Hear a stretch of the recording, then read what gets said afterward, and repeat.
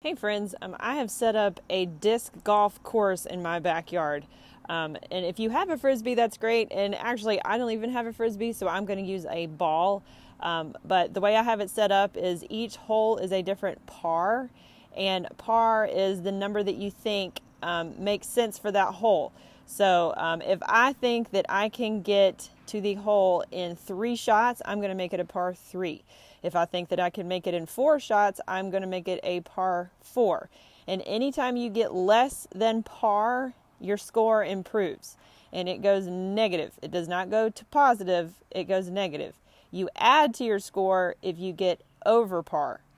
You subtract from your score if you get under par. I know, it's crazy.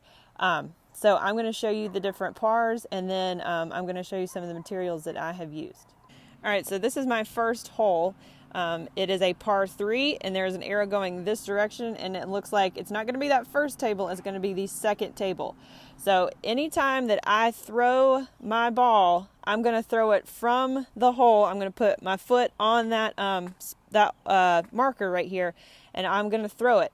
Now, wherever the ball lands, that's where I'm going to pick it up and then continue throwing towards the hole. Now, all I have to do is hit the object that I have determined is the hole. So all I have to do is take my ball and hit that table. And I will show you what that looks like. All right, so here's my ball. It's actually a ball of socks. I'm putting my foot on the hole.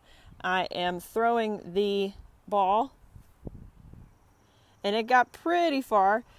So chances are pretty good that I'm going to get a little bit under par this time. So I'm going to pick the ball up where I found it. I'm going to throw it, and I'm going to hit my hole. So I got 1 under par, and I'm going to take you to the score sheet to show you what that looks like. All right, so these are the different pars that I've associated with the holes.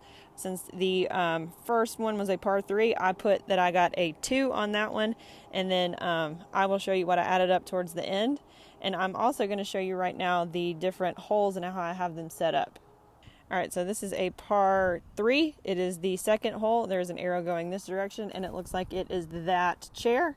So I'm just going to walk you through it, and we're not going to play every hole right now because that might take a little bit too long. So this is the second hole, and then once I get here, it should point me to the next hole, and there is a looks like that is the third hole. It is a par 3. If you can see it, I know it's in the shadows, and the arrow is pointing that direction towards that chair, so that is where the third hole is. We're going to go down here, and we're going to see where the next hole is. And the fourth hole is down there. That's a par 2, so you're going to try and get it in 2 shots or less. That's pretty hard to do, but I think you can do it. So we're going to walk over to the fourth hole, and we're going to see what the next one is. And the fifth hole is down there. It is a par 4, which is probably because it's a little bit further away, and there's a tree in the way because it's the chair that's behind the tree. So we're going to try and get it in 4 shots or less.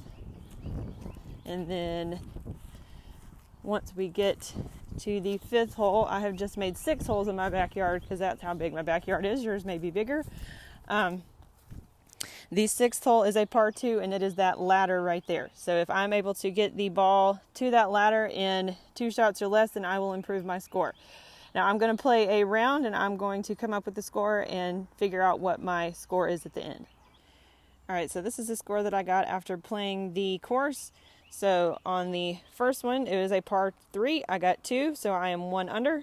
The next one was a par 3, and I got the par score, so I get to keep the same score of 1 under from before. This one I got 1 under par again, so I take this 1 under score, and then I am able to subtract 1, so I am now 2 under. And this one I got par, so I get to keep the same score of 2 under. I got 1 more under par, so I'm now 3 under. And then this one I got at par, so I am still 3 under. So all of that together means that I was 3 under for this entire course, which probably means I made the pars a little bit too high. But whatever you feel like you can do, then that makes sense for you, and that is how you score. I hope this is a good game for today. I hope y'all are having a good day.